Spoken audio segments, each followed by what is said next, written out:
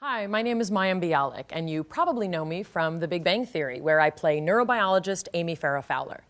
Well, in real life, I'm actually a trained neuroscientist who spent 7 years of my life working towards a PhD specializing in obsessive-compulsive disorder.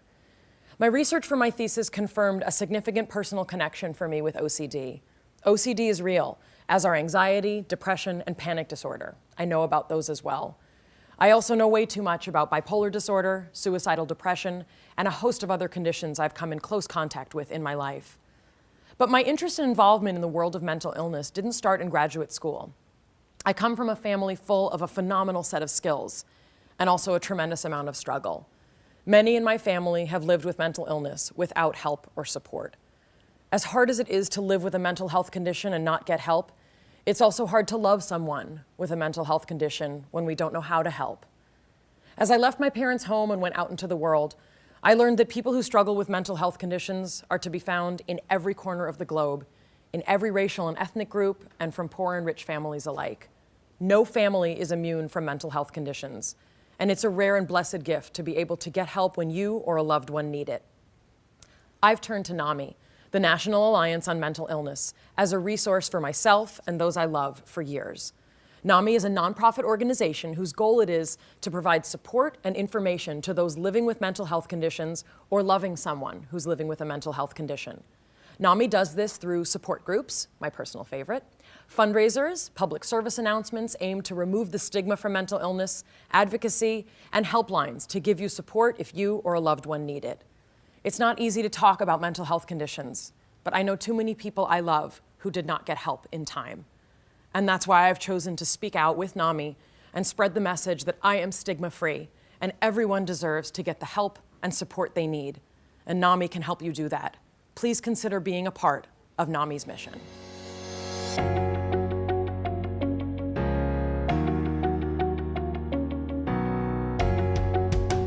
Well, welcome. I'm Pastor Michael Johnson, Senior Pastor of Mount Pleasant Missionary Baptist Church, and I want to thank you so much for tuning in today to this special broadcast today.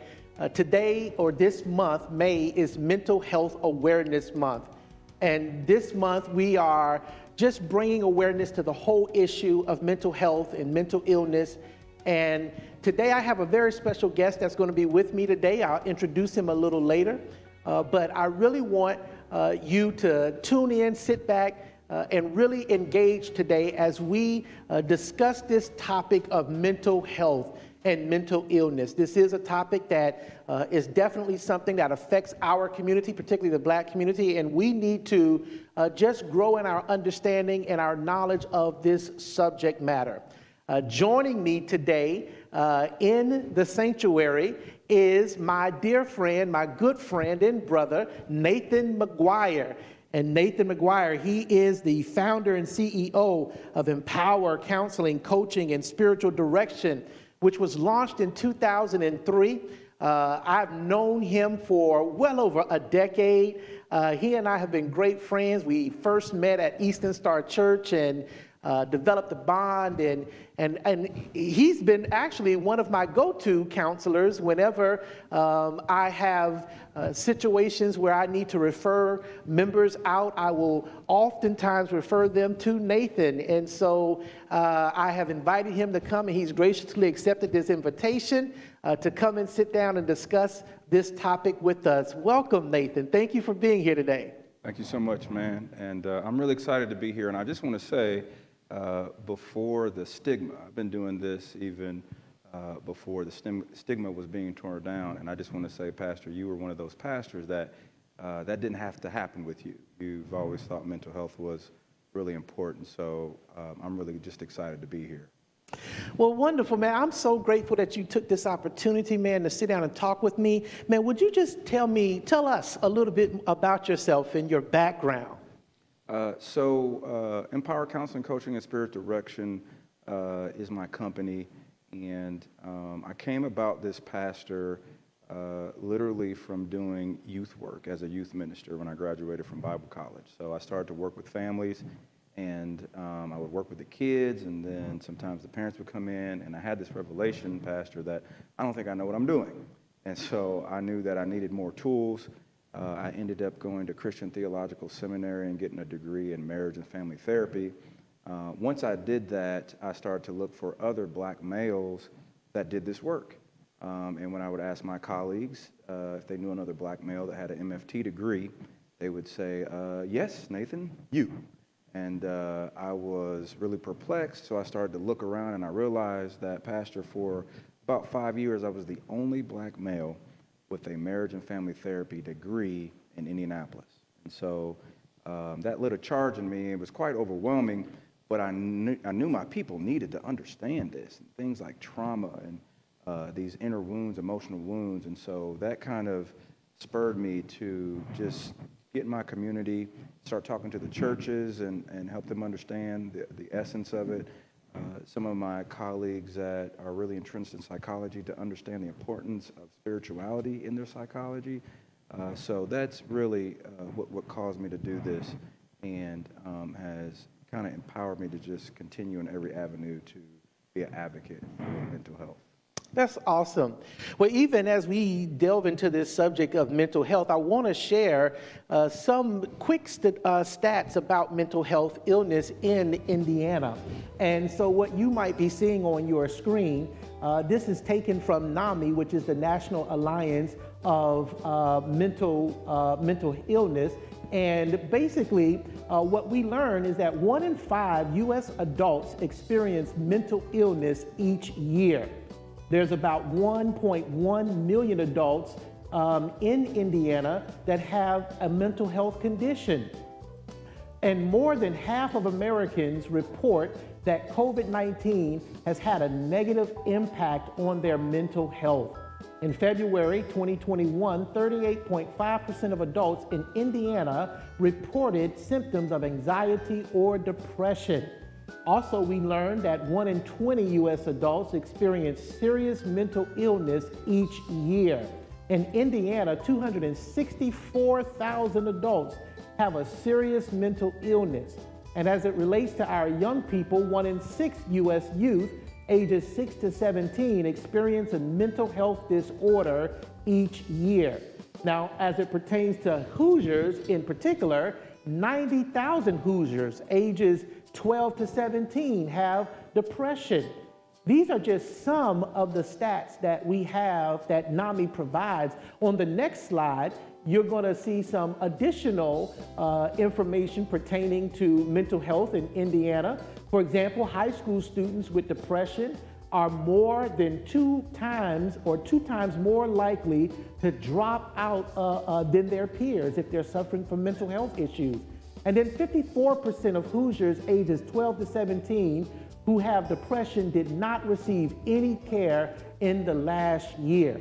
And of course, you can continue to see and read those stats, and they are available for us at nami.org to learn more about mental health. But when you hear those, Nathan, when you hear those stats, what comes to mind? What do you think about when you hear what's going on in terms of mental health? I hear the importance of men like yourselves bringing in people like me, and how it's a call for people in your position to do exactly what you're doing. So I'm so thankful, Pastor, because many people will not engage unless their pastor opens the door and says that it's okay. So these statistics for me, they just make sense, right? Because I'm on the front lines of this.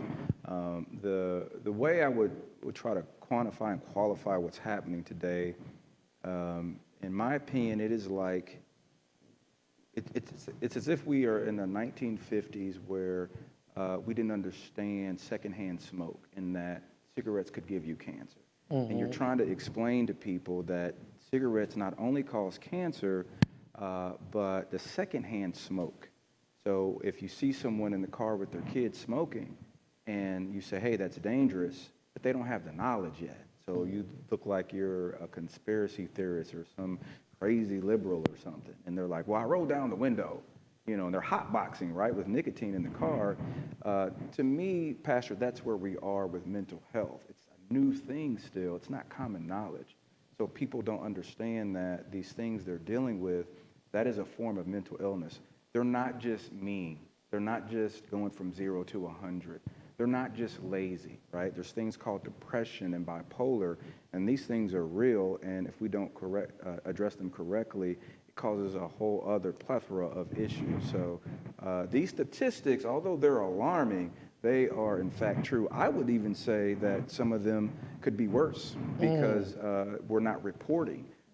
Trauma, the understanding of what trauma is still being discovered. So it could even be worse than their actual reporting. So they're alarming and they're true.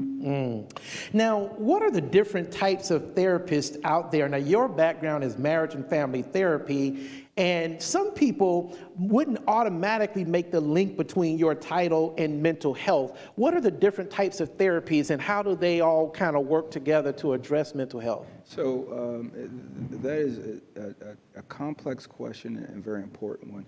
So you have like a plethora. You have like social work, you have psychiatrists, psychologists, you have therapists. Mine is what you call, I do marriage and family therapy, and I'm also a pastoral counselor. Okay. So some of them get into the diagnosis. Some of them get into the diagnosis and then prescribing medication.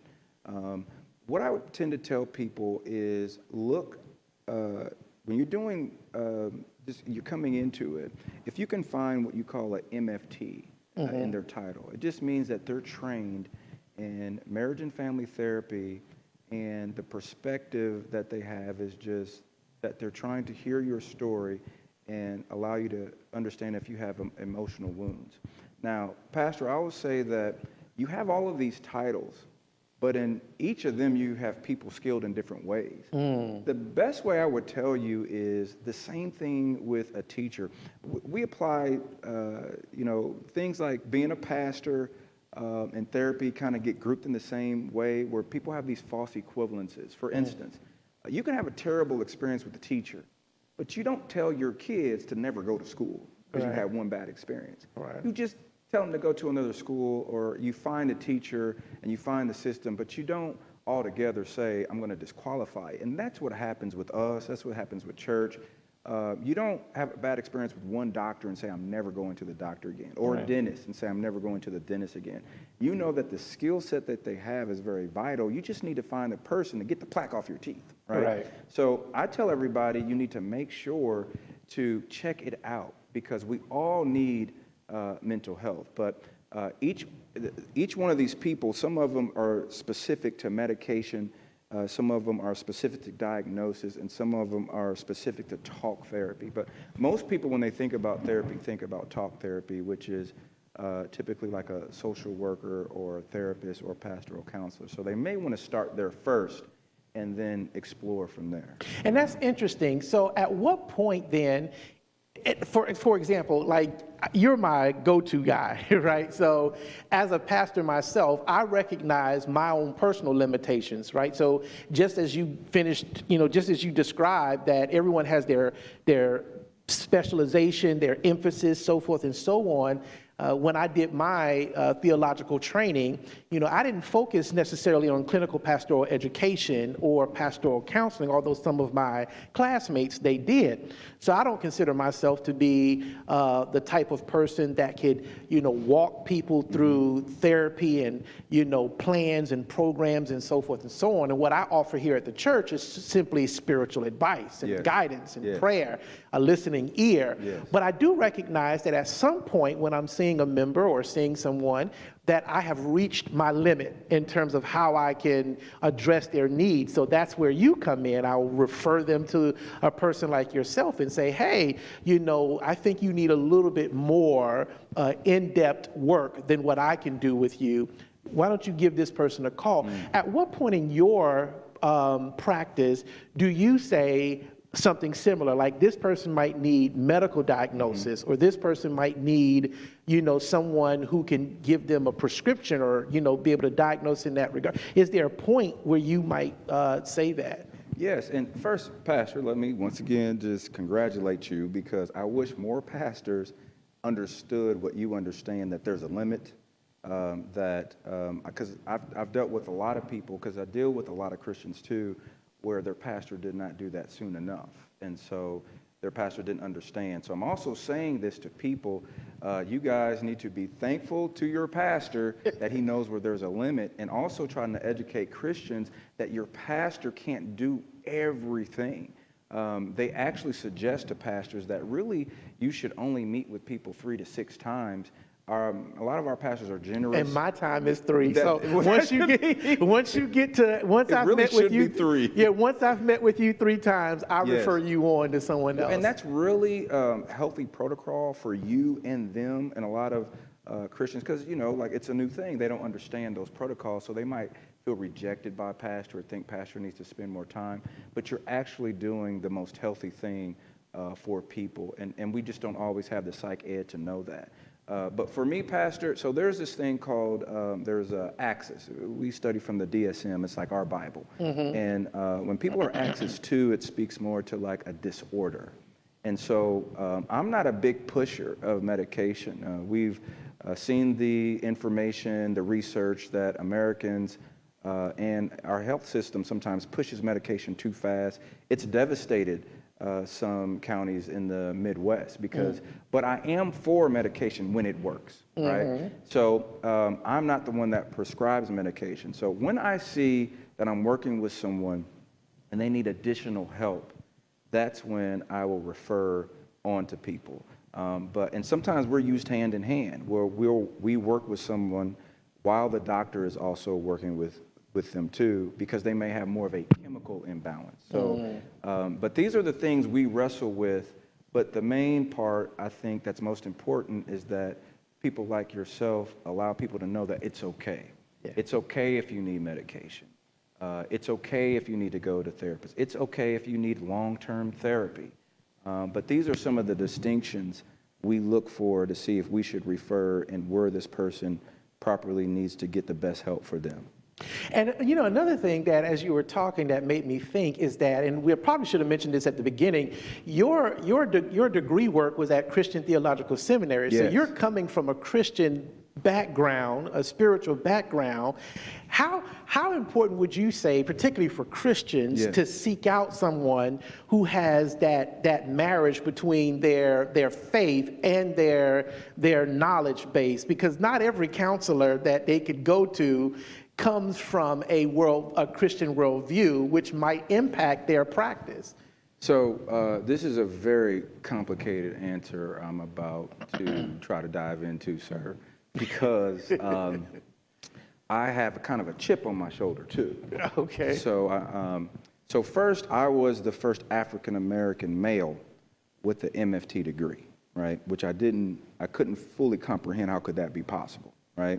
And then I was at a school, a really good school, Christian Theological Seminary, who had a philosophy of integration, which is new too. Both of these are new.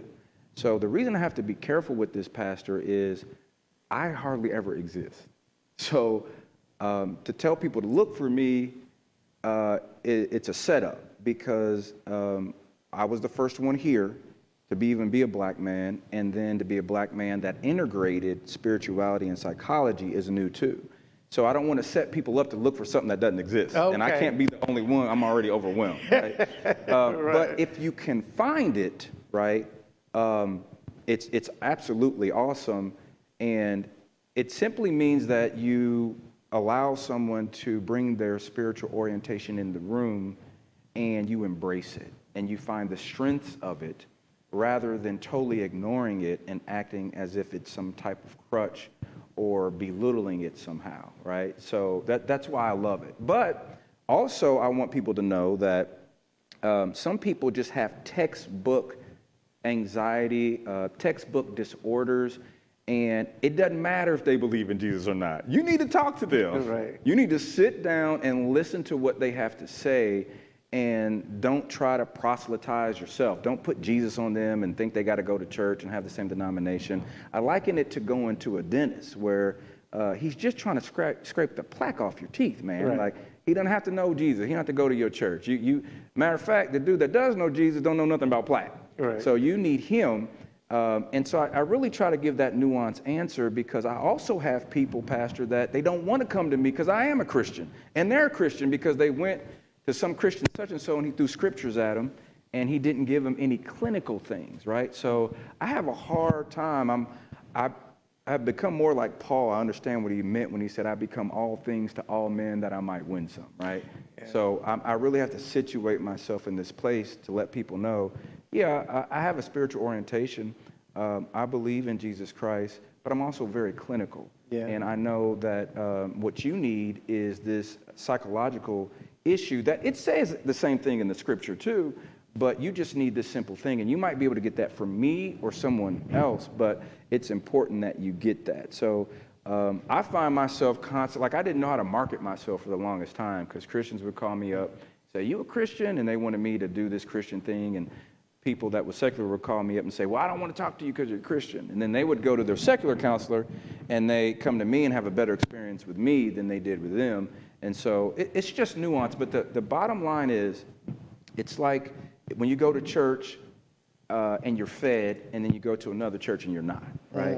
Mm-hmm. You typically go somewhere where they're challenging you to change and they're giving you insight into what's going on with you and why you do the things that you do. So I don't know if I answered that, but no, but you that's great. And because I oftentimes when I'm in those 3 sessions, right, that I have, when I sit down to talk to someone and then I get to about that 3rd session and I say, okay, I think it's time for me to hand you off to Nathan or hand you off to some other resource. A lot of times I have that hesitancy yes. because they don't want to go to someone who is not a Christian. Yes. The reason they chose me is because I'm their pastor. Exactly. And they want that spiritual background. And they think that somehow they are stepping outside of their faith yes. or something, or they're going to receive some information that is going to kind of open a door to something that they don't want that door to be open to. Some people have actually come to me from therapists yes. that are secular, that are non-Christian, and some of the things that they say that they heard or received from that non-Christian therapist kind of went against Christian doctrine. Yes. And so that kind of turned them off all the way. And so it's kind of like there's the hesitancy to say, well, I want to go to someone. But I like what you said in terms of if you don't find a good one, go find another yes. one. And some things are textbook and need to be addressed from that textbook. I often say this too, and I want to ask another question, but a verse that comes to my mind is Proverbs 2:6, where it talks about all knowledge comes from God. Yes. And so whether it is the knowledge that is coming from the scriptures or knowledge that we acquire through science and social science behavior, anything that is true or factual or real, all that knowledge emanates from God himself. So it can be every good and perfect gift yeah. comes from the Lord. Yeah. That's the very text that you're talking about also that I use to help Christians understand that if something is true and it is helpful, it is a tool from God. So yeah. you're exactly right. Yeah, that's awesome. A question that I wanted to ask you now, because this whole month I'm dealing with mental health awareness, and so I actually started a new preaching series entitled "Getting My Mind Right," so we focused this past Sunday on a peace of mind, or PEACE, peace of mind. But I was in my little research, I learned that there is a debate about how to define mental health and whether to separate it from mental illness. Where do you stand on that? How would you distinguish between these terms, mental health and mental illness? Or do you bridge them and not make a distinction between the two at all? So remember when I talked about how mental health is still a new thing, mm-hmm. right? So the truth is, Pastor, that mental health is evolving right before our eyes. And so terms like that, it's like our DSM, our Bible. They'll write it, and then 7 years later, they'll say, scratch everything we put in there, right? And they put other things in there. So there's this thing called the spectrum, where people used to have like autism, but now it's a spectrum, mm-hmm. where they have a piece of the autism. But do you remember the movie Rain Man? Yeah. Mm-hmm. So it's not quite Rain Man, but you do some things that are really Rain Man-like. So yeah. there's there's a spectrum. So I'm saying that to say that these terms, they start to lose validity because I'll give you, for example, my understanding. Mental health is more like someone that is out of shape. Mental illness seems to be more of something where you definitely need help. You can't do it yourself.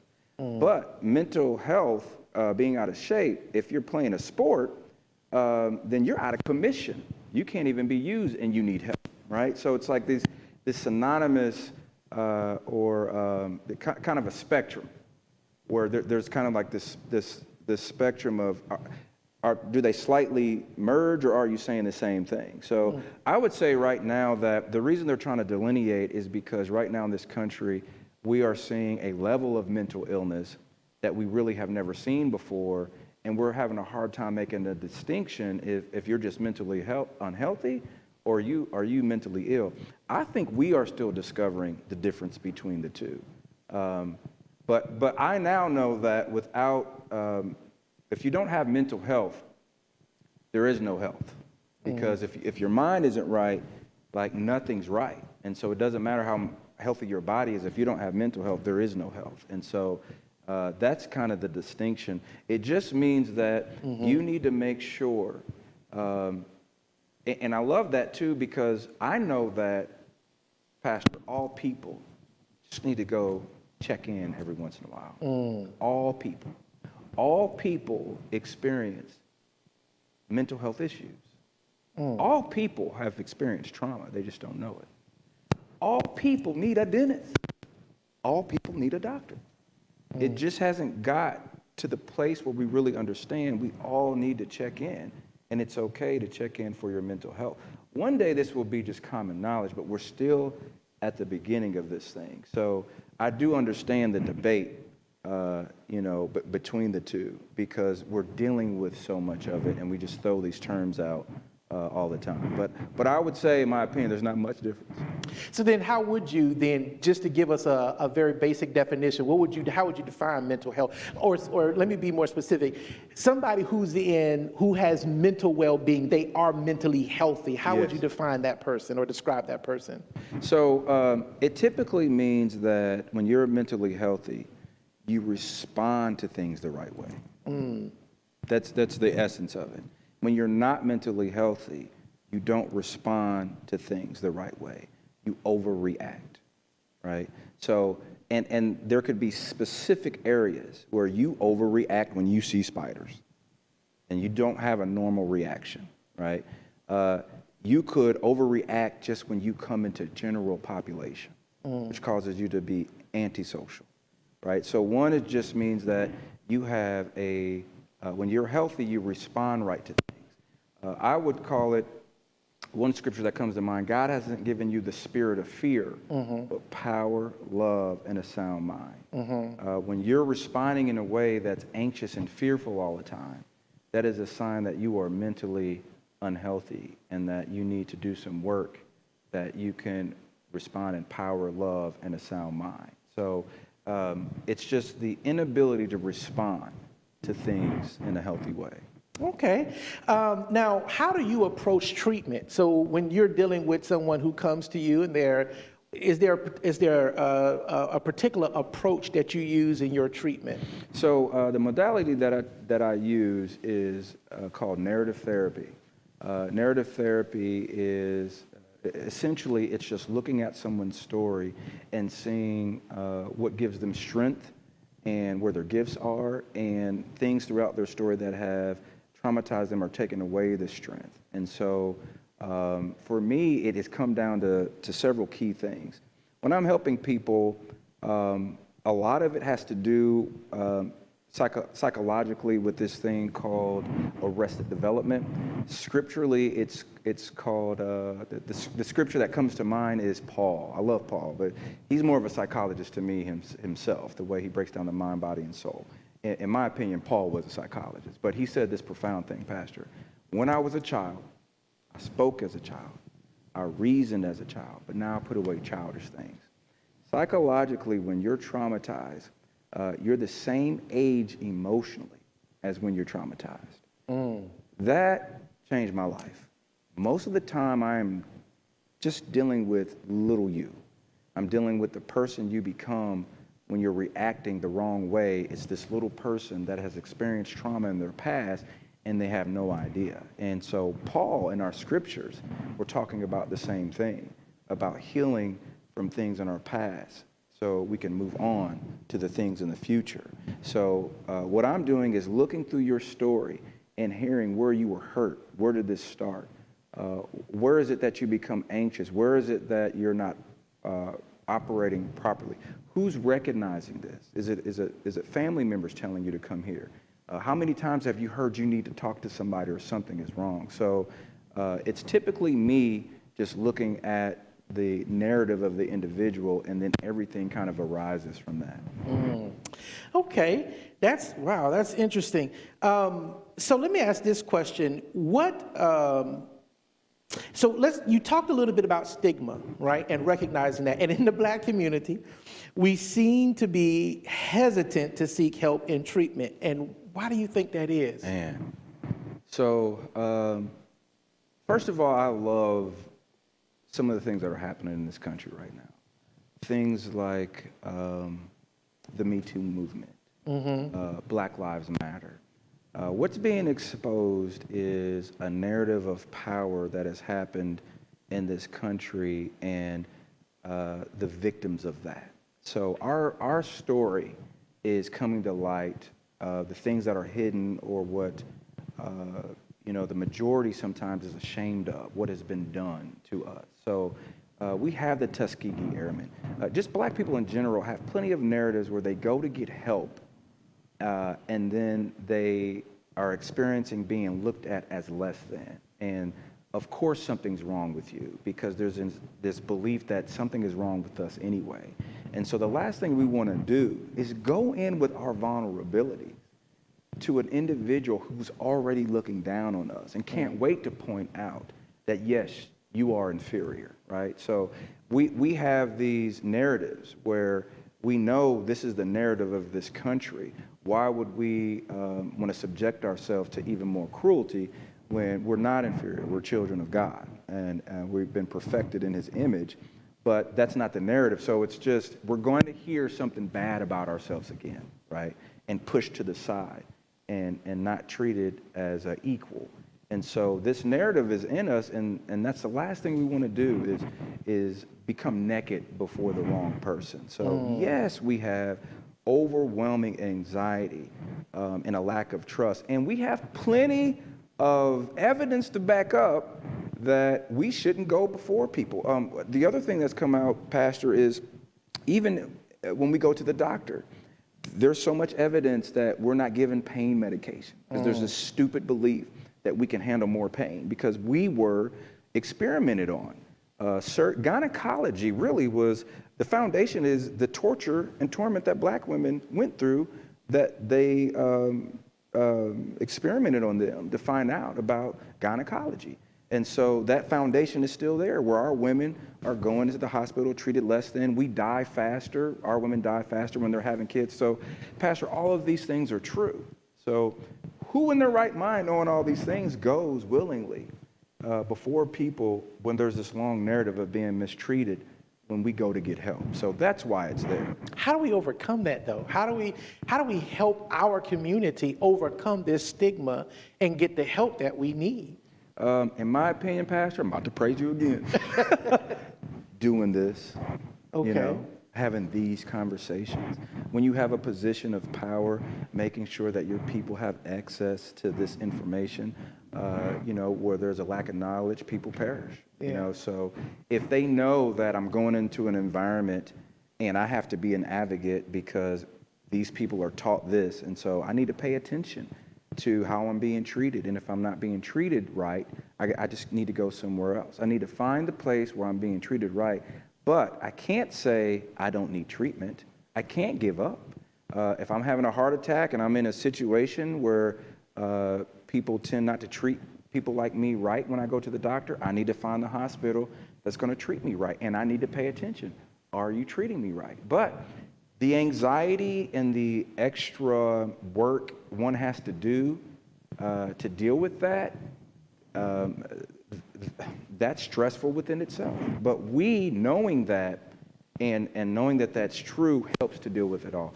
A part of therapy, Pastor, is just the ability to share, this is what I'm going through, and having another person acknowledge it. That's what causes healing and strength. So let me kind of shift a little bit here and ask this question. If I'm a parent and, I'm dealing with my child and, or if I'm just a loved one, I'm a brother, I am an uncle, or I'm a son that's dealing with parents, what should a loved one do if they suspect that their loved one is suffering from mental illness? What should they do? How should they react? I would do two things. The first thing that we typically do as a society is you need to go get help, okay? You need to go talk to somebody, okay? Right. That don't help, okay? So the first thing I would tell people to do, and most people do not think about this, when you're dealing with a situation like that, you need help yourself dealing with that. So there's nothing wrong to go get help. So you get the knowledge of what you're dealing with. And you can get tools to know, oh, okay, I should approach them like this.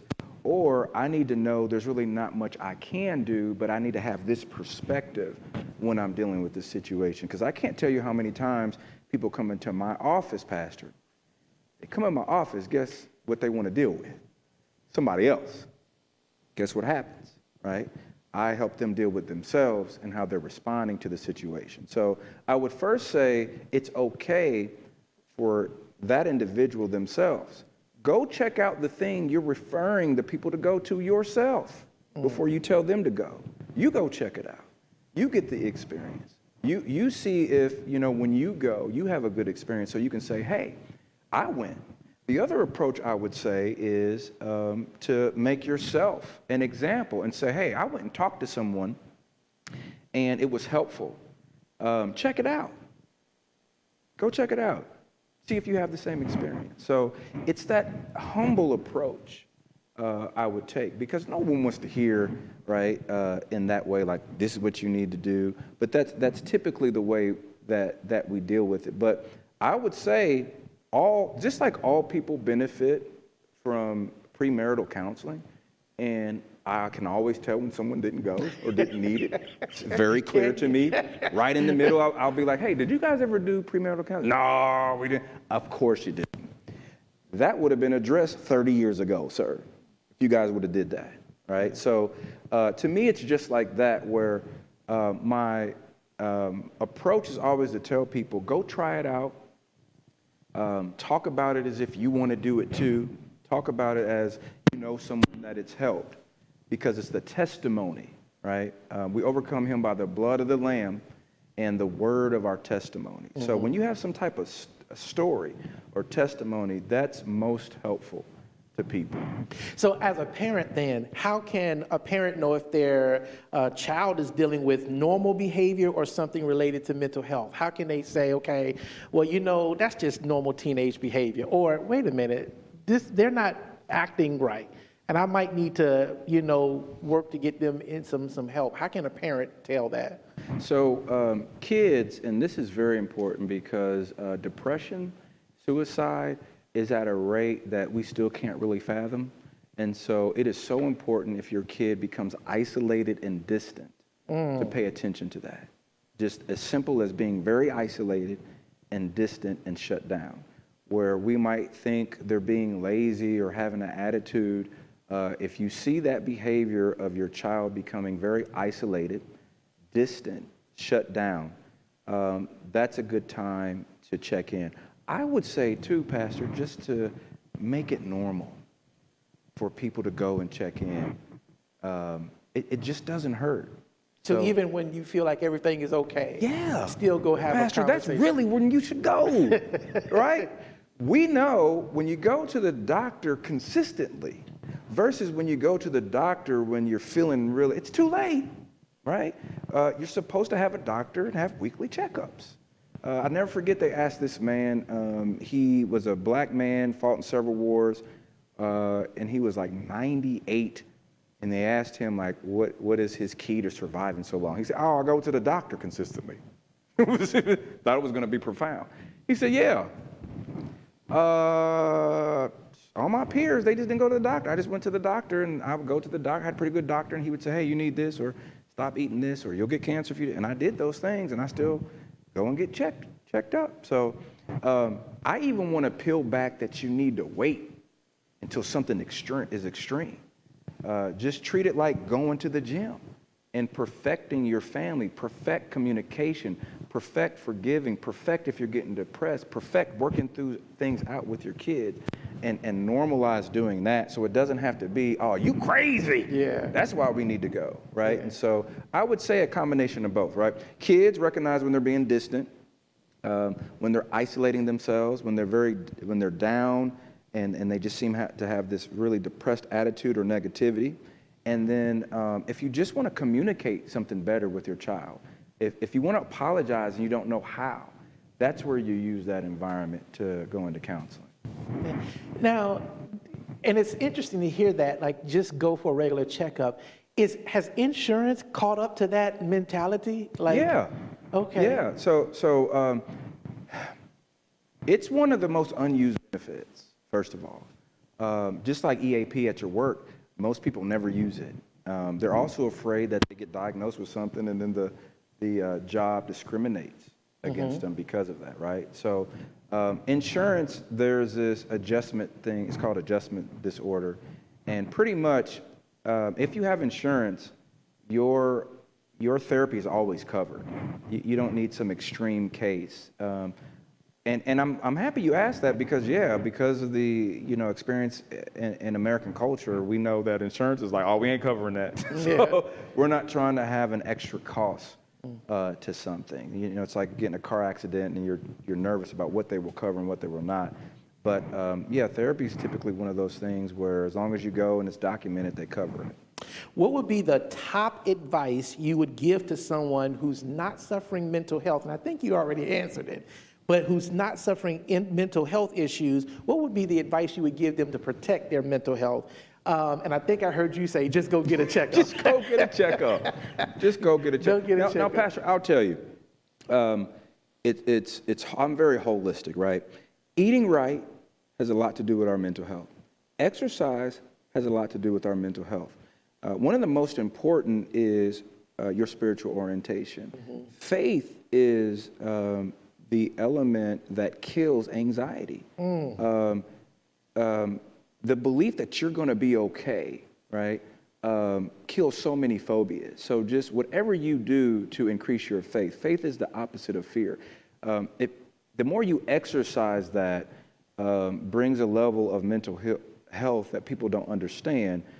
You can't do anything without faith. If you don't have faith, you can't get in a car and drive to work. You think you're going to get hit. You can't get in an elevator. You can't go outside because you believe something bad is going to happen to you. But faith says, no, you can make it.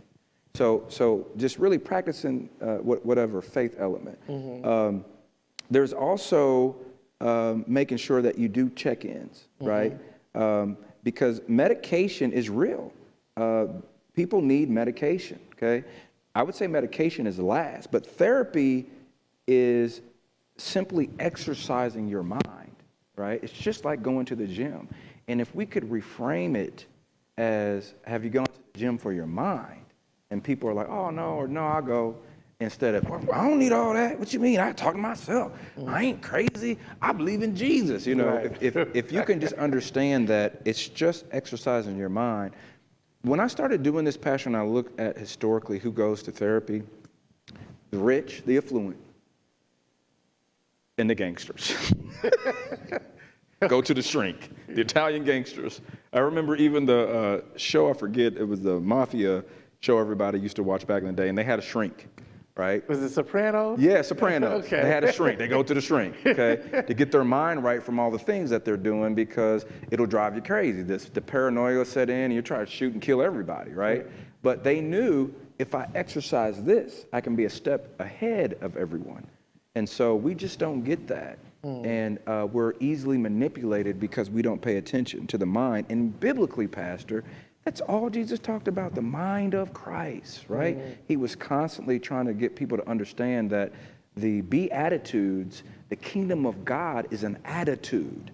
It's how you operate. It's how you think. And so that's the kingdom of God is up here. And they kept looking for it. Where is it at? He was like, it's how you think. It's when you let someone go before you. It's when you turn the other cheek. It's a mind state. You guys keep looking for a place. I'm trying to help you understand the mind. So therapy is really powerful, and it taps right into everything Christ was talking about with having a good mind. So this is an interesting question that I wanted to pose to you. And I think I can almost know the answer. Is it common for therapists to seek or need therapy themselves? Yes. Now, with that though, another part of this question is, how do those in helping professions overcome professional stigmas associated with seeking help? So for example, I'm a pastor, right? Yes. But every pastor needs a pastor. Yes. But sometimes you think that, okay, well, you're a pastor, you're going to look as if you're not strong if you go seek help yourself. You know, how do we overcome as professionals in this helping profession that stigma that's associated with seeking help ourselves? So we have this thing called supervision, where we take our clients and work and we come before other clinicians and we kind of process together. And it's typically a part of what we do, and if you're in agencies, and we know just to make sure that we keep up with what's going on, that we take part of that ourselves. So it's very key and important that we don't lose our minds while helping other people with their minds. A part of it, Pastor, is education, just understanding like this is a math problem I try to help people understand. Psychology for me now is a math problem. 2 + 2 = 4, right? It's like, that's depression, that's bipolar, you know, that's truth, that's feeling. They're just math problems, right? If you were hit, if you're in a car accident and you were hit behind really hard and it shocked you, and now you drive and you do like this, I know that's just called trauma. It's not you're scary or you're scared now. That's trauma. It just equals this. A part of what you speak to is so powerful. I'm a pastoral counselor. So I have a lot of clients that are pastors. But in order to do that, I have to kind of get this identity that I'm the guy to go to that they can trust with their stuff, because pastors are put in that position where they do have to know everything. Like, y'all gotta know. People come to y'all gotta be experts at everything, and they only want the information from you. It's like, why does pastor have to be also a dentist, a cardiologist, a mental health expert? He gotta understand your car and where to go, and he has to understand childhood development and everything going on with your child. Why does pastor have to? And so you guys are put in that position, and you do have very immature people that they will think, oh, pastor went over here, well, maybe I should go to them instead of going to pastor. You know, just childlike understanding. So a part of it has to do with just pure education, that in order for someone to be at the top of their game, they simply need accountability. And that's what helps you be the best, is that you have others that you can go to, check in with, and that you pour out to. You'll find that a lot of these small groups, a lot of corporations, a lot of these secret societies, that's what they're doing. They're very powerful people that come together and share with each other and continue to help people come to the top. And that's how you get to the top, is doing that. That's how Jesus, this is what changed my life. Jesus, we know the hypostatic union. He is God, man at the same time. He's praying. It says he's sweating drops of blood, which means that it's the highest level of anxiety one can have. And it's proven scientifically and biologically, you can possibly sweat drops of blood if you are at the highest level of anxiety. He looks at his disciples and he says, why are you not praying for me? And I'm thinking, wait a minute. God, you need people praying for you? You can't get a prayer through? Wait a minute, you're God and you need people. And how much more do I need people? If you're God and you can't do this by yourself. Wait a minute, I thought we're supposed to get to a point where we only need God and don't need people. right? But God has shown us, no, you can't do anything all by yourself. I need God the Father and his love and the people he put in my life that are supposed to support me. And without them, I can't do what I'm supposed to do. You can't do it by yourself. So if God can't do it, he needed 12, how many do we need, right? Yeah. So it helped me understand that I need people too. Yeah. I need the body. I need support. I cannot do this all by myself. And when it comes to mental health, for some reason, it's like we're barbers, where people think they can go and cut their hair all by themselves, and they're marveling about how well you cut hair. It's like, well, I'm gifted. This is what I get. This is what I do for a living. You can't just go do this by yourself. So the same thing happens with mental health. That's the stigma. You don't need people. You can do it by yourself, and you're weak if you need somebody. To me, the people that need my work the most are pastors. Lord. The spiritual warfare y'all go through, when nobody's around, and the attacks on your mind and the insecurity that can hit pastors commit suicide at one of the highest rates, just like kids are committing suicide today, because they are under attack in a way that most people cannot comprehend, Pastor.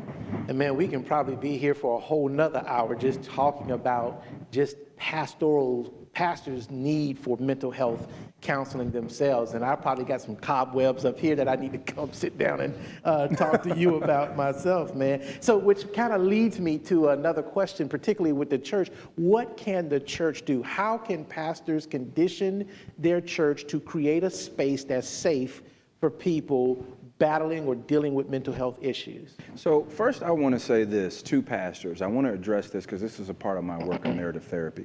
I want to first confess there was a war of psychology against Christianity and Christianity against psychology. It's an old one, and it's not there anymore. So you being nervous sometimes about psychology and introducing it, as a pastor too, you want to protect your people.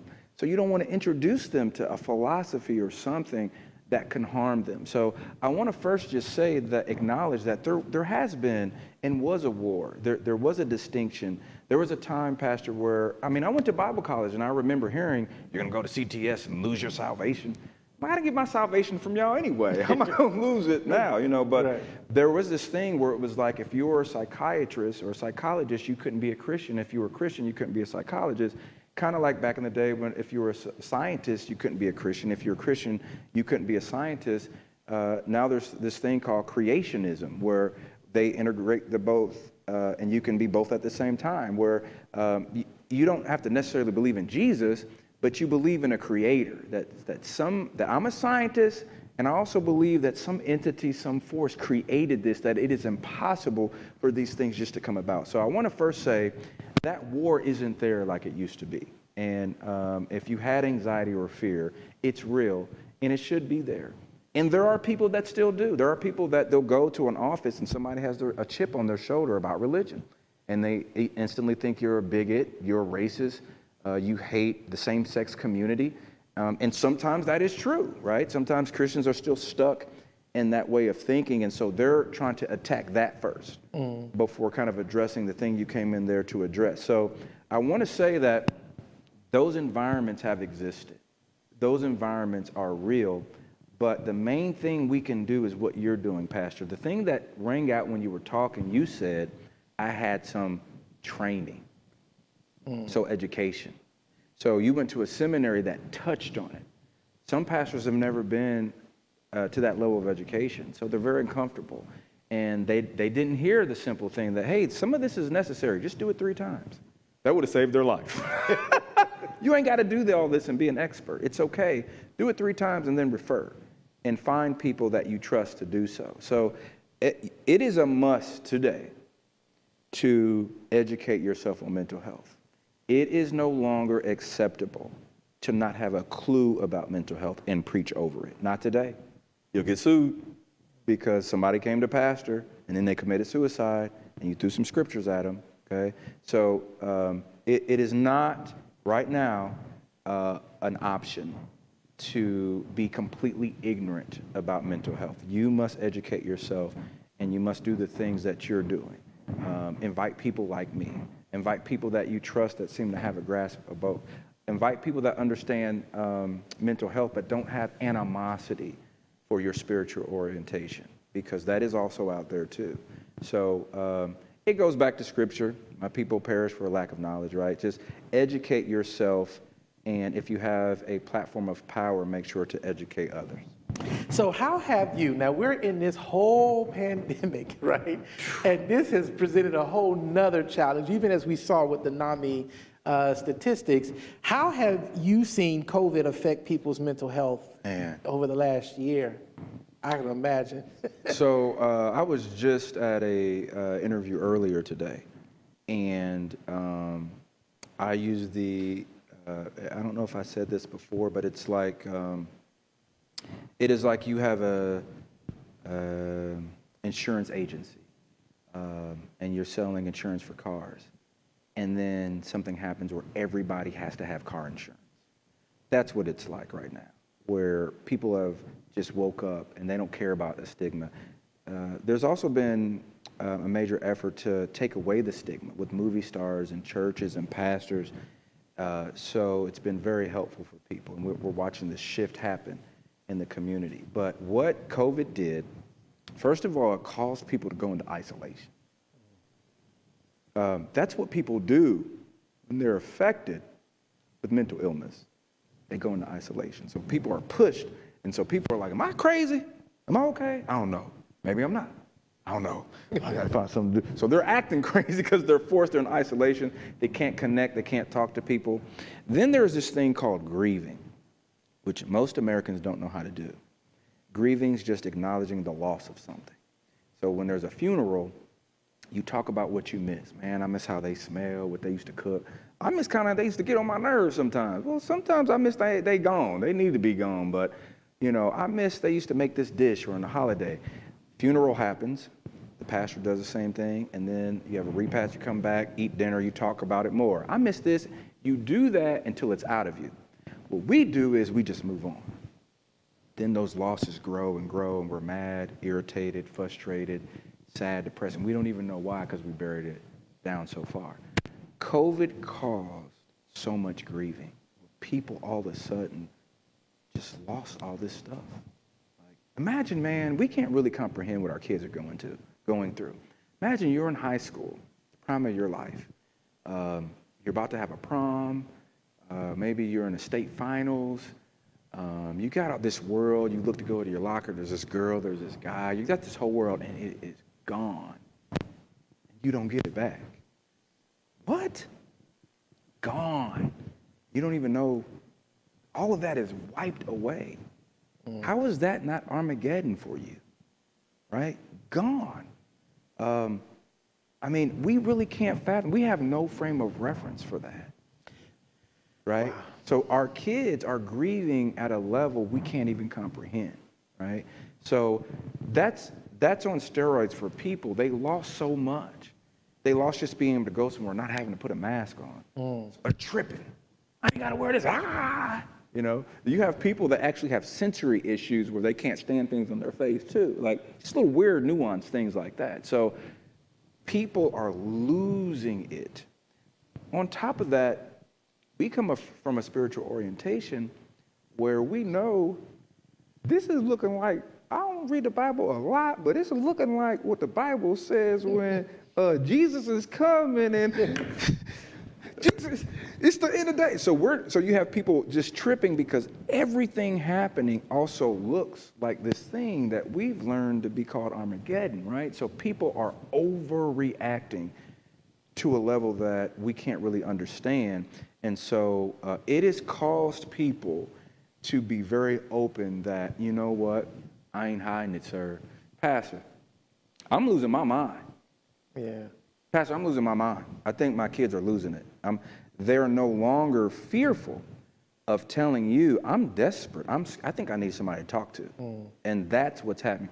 The amount of divorces that have happened during COVID when you would think people would come together, but Pastor, it also shut everybody down. The last piece I want to say is one of the ways people who are not mentally healthy, so not the mental illness where you need to go to the doctor like an injury where you broke your leg. I talked about just that you're out of shape. One of the ways people deal with being out of shape mentally is by being busy, doing stuff. COVID made them stop. All of a sudden, they had to deal with grief and depression and all these things they used to self-medicate. So then we had to say, oh my God. So I had so many calls, and they're saying, you know what, I can't do what I usually do to self-medicate all of my mental issues. So that's why I'm talking to you. And I'm like, God, this is crazy. Well, thank God at the same time, things had to shut down, right? Things shut down, and all of a sudden people saw racism is kind of bad. It's kind of bad. I wasn't really paying attention. Like, this thing is bad out here, right? Shutting down and not being so, right? I never forget a sister one day told me that she saw the word busy, and she saw busy under Satan's yoke. And she just visualized people being busy, and it's used to distract them from what's going on up here. And so the works look good, the success looks good, but it's all to hide the fact that you have all these things that you're masking. So that's what COVID did, sir. It just stopped that, and people had to look at themselves, and they couldn't take part in their self-medicators that would allow them not to see all those things. So it has been a wild ride, I will tell you. I picked the worst and greatest time to be in this work. Wow. And I don't think I picked it. I really think God led me into this direction, but it's been quite the journey. So are you taking clients, or are you kind of full in your practice? It's both. I'm full and overwhelmed. Okay. I still taking clients though, and I always challenge people to do the same thing. You know, try me out, see if I work for you. If I don't, please continue to try someone out. Because it is necessary. But yes, I am taking clients. So at this point, and I want to thank you so much, man, for sitting down and talk with me. I want to put, Dean, if you would, put Nathan's information back up on the screen for our viewers so that they could see. Again, Nathan Mcguire is who I'm talking to today. He's the founder and CEO of Empower Coaching, Counseling, and Spiritual Direction. His contact information, email address is on the screen for you to get in contact with him. If you feel like you need to sit down and talk with somebody, I highly recommend him. And in fact, like I said, he is my go-to, my first referral that I send members to if or when I reach that capacity of 3 sessions here. But then I also want to put on the screen some other resources, web addresses that you can contact. And we'll leave this up for a little bit. It'll also be a part of the pre-recording that you can contact and look for additional information. And then finally, I want to show you the Nami page, because Nami is a wonderful resource. If you are in a crisis, you can call the Nami helpline at 1-800-950-NAMI, or in a crisis, you can text Nami, N-A-M-I, or to 741-1741, or info@nami.org. And so I want to definitely encourage you, if you are in crisis or you are needing help or needing to talk to someone, to please talk to somebody and get the help that you need. It's imperative that during this time that we sit down and speak to someone, and that we overcome this stigma in the Black community that something is, that we're showing signs of weakness or a lack of faith to sit down and talk with someone. As I said this past Sunday, one of the ways in which God might want to bring healing to you is through a therapist or through therapy. And it could actually be a trick of the enemy to keep you from sitting down to talk to a therapist, because once you do, that therapist might shine a light on some of the ways in which the enemy has been working in your mind, and then he won't be able to occupy that space any longer in your heart. So it could be a trick of the enemy to make you think that you are doing something wrong to go sit down to talk to a therapist or to sit down and talk with someone. Again, this is my special guest, Nathan Mcguire. Man, thank you for taking the time out to come and sit and have this conversation with me. I really appreciate it, man. Thank you, man. And continue to be a blessing, man. And it's just good to catch up with you from watching you go from this journey and come to this church, man. It's been awesome to watch God use you. So thank you so much, brother. Absolutely, man. Well, thank you, man. Well, that's all the time that we have today. Make sure you share this with somebody on Facebook. Send a link, send an email, a text. Tell somebody to tune in to this so that they can learn more about mental health awareness and that they can get the information they need to help their loved ones and their family and their friends. Until we're able to get together again, Mount Pleasant, be blessed.